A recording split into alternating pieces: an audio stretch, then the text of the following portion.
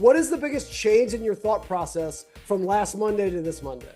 I mean, just how chalky it is, man. I mean, look at my complexion. I mean, I'm like the most chalky white dude you've ever seen in your entire life. I haven't seen the sun in Central Illinois in months, it seems like. I need to get out and get some color and raise the vitamin D level.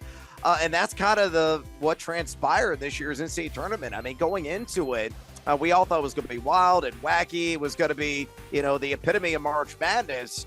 And it was certainly not the case. And we had some blips, some instances there. But you look at the Sweet 16 right now, chalk has reigned supreme with the lone exception of NC State. But they're from a Power 5 conference that inexplicably the ACC has 4 Sweet 16 representatives for a conference that was relatively mid, you could say, in the computer analytics and metrics for much of the year. 1 year ago, 7 5 seeds or lower made it to the Sweet 16. And then there was complete carnage after that, where only one of the top eight seeds even made it to the Elite Eight, with none of them, of course, reaching the Final Four.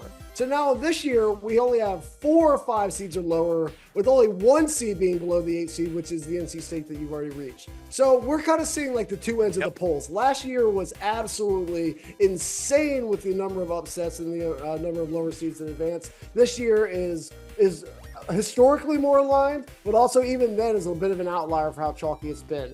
Yeah, look, there really isn't a rhyme or reason to it. I mean, the better teams are winning the way it's supposed to be. I mean, you're drawing a higher seed. It should be chalky. You should be able to, take care of the little guys and really dispense them. Maybe not in a convincing or throttling fashion like I'm looking at you, Duke. Look, I was on James Madison at +7.5, and that flew out the window almost immediately because it was a dominating performance from start to finish. So, in this NIL age, we all kind of expected more balance. Parity. It was front and center.